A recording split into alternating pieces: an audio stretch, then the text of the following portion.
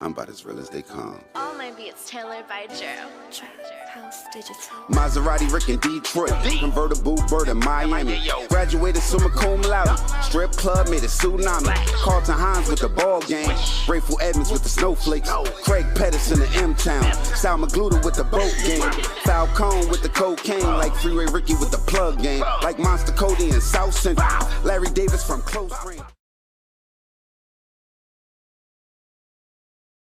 A hail of gunfire interrupted a funeral procession for 28-year-old Jasmine Moore Thursday night. It was her cousin, Richard Grundy III, who was the likely target. Grundy himself was shot multiple times, as were two other still unidentified victims. So far, police have not made any arrests in that case. Sources close to the family told RTV6 that Grundy had a $50,000 bounty out on his head at the time of the shooting. To understand why, it's important to know the history of the Grundy crew, Grundy's alleged drug trafficking ring.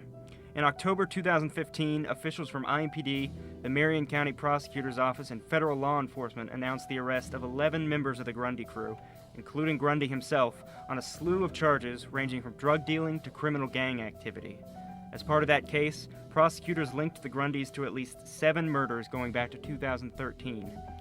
But the families of those victims, Kindred Mintz, Tyrese Dorsey, William Davis, Carlos Jefferson, Julius Douglas, Terry Hunter, and Romello Carney have never received justice because all of the murder charges against the Grundys were eventually dismissed. The only alleged member of the gang to ever go to trial was John Means, the group's alleged hitman, who was found not guilty. Dave Grundy will serve 2 years probation, but under a plea deal, he won't be going back to jail. He was smiling and laughing in court even before the sentencing. Mr. Grundy, do you feel that was a fair sentence? Due to the charges, I feel that, yeah, it was fair. I'm just glad it's out all the way. Richard Grundy walked out of court in a t-shirt and jeans today. Rewind 2 years and you'll see him in an orange jumpsuit and handcuffs. Prosecutors said he was the ringleader of a gang behind 7 murders. They planted that seed of murder. They implicated that in y'all head and fed that to y'all from day one, so they had to stand by it. And, you know what I'm saying, as the case went on, steps and steps, they just kept reaching, kept pulling for strings, but you know. Grundy faced charges in 2015 for conspiracy to deal marijuana, conspiracy to commit murder, corrupt business influence, and criminal gang activity. All of those charges dropped. The 28-year-old entered a guilty plea to dealing marijuana, a Class C felony. Why would prosecutors and police say that you did all those things and you were involved in a gang if it's not true? I believe that it was one of them cases where, you know, they was on a hinge. You know what I'm saying? Maybe, you know, I could say that maybe they heard my name too many times. I believe it was more a thing of just getting me. The plea deal includes a 6-year sentence, but that includes credit for time served and good time credit. In a separate case, prosecutors charged Grundy with murder in 2014, then dropped the charges after a witness lied. Grundy says he plans to move to the West Coast to serve his 2 years of probation. It's important that I get out of town because I'm harassed every day for being Richard Grundy. Police say someone shot Grundy in the arm during his cousin's funeral procession in July. Everything's coming back to normal. He said Thursday he's recovering and headed to a doctor's appointment after court. Grundy spoke up to the judge, saying, "I have no affiliation with any gang. I will dispute that to the death of me." Okay, very good. Today is a big win. It's a big win for the city of Indianapolis and for the citizens of Marion County. At a time when this city needs a response to the existential threat of violence, Richard Grundy, public enemy number 1, was sentenced in federal court to life in prison. I've been in this city with others fighting crime since 1994. And let me make this clear and unequivocal. This is as big a win as our criminal justice system has had in this city in the last 25 years. Let me repeat that. This is as big a win as our criminal justice system has had in this city in the last 25 years. Richard Grundy was convicted of being the leader of a continuing criminal enterprise, of being the kingpin. He led a business that makes money, and it made money by infesting our streets and our community with methamphetamine, marijuana, and heroin. But in this community, as we've seen, Mr. Grundy was much bigger than just the leader of a drug organization. In December of 2017, after Mr. Grundy had been arrested federally, this city spoke out loud, and what this city said was Indianapolis is losing the fight against violence. Let me read what was said. It is important that city leaders learn from devastating mistakes made in the recent past.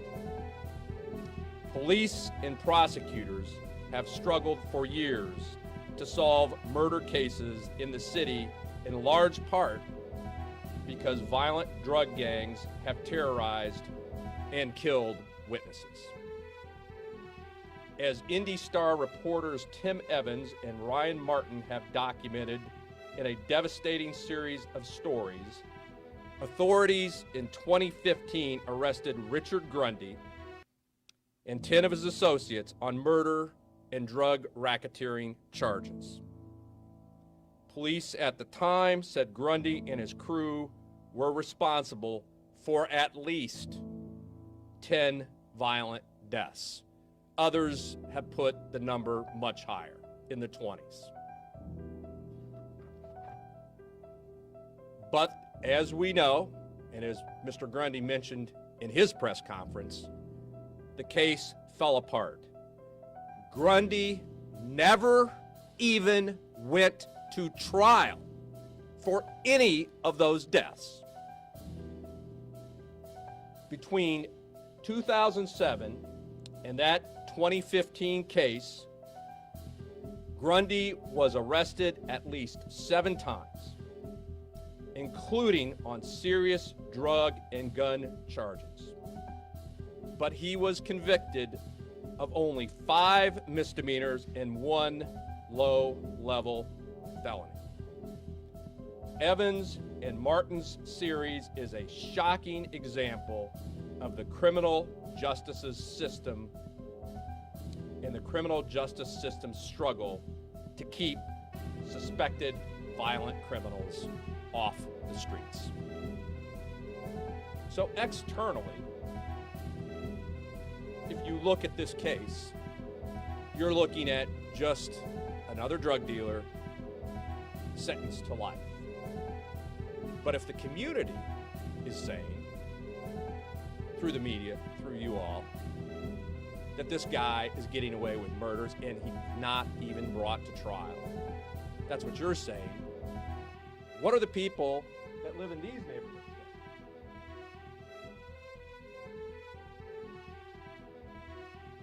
What are they saying? They're saying you can kill at least 10 people, be arrested, and not even be brought to trial. Yo, we back. It's your boy Popalot. Mobb ties. We on our way to Indianapolis with it. Shout out to all my niggas in Indianapolis, Marion County, Evansville. Y'all know how we rocking. Now, the guy that we're going to be covering today is going to be a gentleman by the name of Richard Grundy III. And according to law enforcement, Richard Grundy III was the notorious leader of the Grundy crew, who in the early, I want to say from 2013 up until 2016, they were very active in the streets. They were accused of several murders like y'all seen. And he was real elusive. That was one thing I noticed about him. So according to the authorities, they said Richard Grundy and his crew have been on law enforcement's radar since actually 2014. In 2015 is when they were initially arrested and charged federally. And he's one of the only people that we had the chance to cover that actually beat a Fed case. Or, well, we ain't gonna say he didn't beat the Fed case, but he ended up getting time served on it. Most people, when they get like a federal case that involves murder and drugs, that's probably going to be your life right there. So yeah, and he got nabbed. I guess I want to say they snatched him up in 2015, and they accused him of being a leader of the notorious Grundy crew. He was charged with 5 counts of murder at that time and a slew of other felonies, and this was in Marion County. And a year into that case, nearly all the charges against him were dismissed, and it resulted with him pleading guilty to dealing marijuana. And like I said, he received a time served sentence. And not that was like the only smack in law enforcement's face at that time. I want to say that they seized $150,000 from him at the time of his arrest, and they had to give him back $30,000 of that $150,000. So you could imagine how that made law enforcement feel, knowing this dude is a criminal. If you look at the full police briefing from his arrest, you would definitely see the animosity in the lead agent's demeanor just by talking about Richard Grundy and how he mentioned, oh yeah, this guy that has a press conference. So he was pretty much getting into it with law enforcement. Now, he was convicted along with co-defendants, a guy by the name of Derek Atwater, who was 33, James O. Beasley, who was 39, Azelle Neville, who was 41, and I want to say Udre Mobley, who was 30, and they were all found guilty of the charges against them. Neville was sentenced to 30 years in prison. Atwater was sentenced to 18 years, and Beasley received about 19 and a half. And we're not sure exactly what Mobley's sentence was, but Richard Grundy himself was actually sentenced to life, and I actually saw that a lot of his family members were part of this case. So anybody from Indianapolis, get in the comment box, let us know how it's going down. Sound like they might have a big family down in the Marion County area. But we gonna be back with some more real trail spill shit. Y'all know what it is. Y'all make sure y'all follow me on Instagram, Twitter, POP_A_LOT. And y'all niggas stay locked in. Make sure y'all hit that bell. Y'all hit the subscribe button. We're gonna be back with more trail real spill. It's the Mobb. Mobb ties.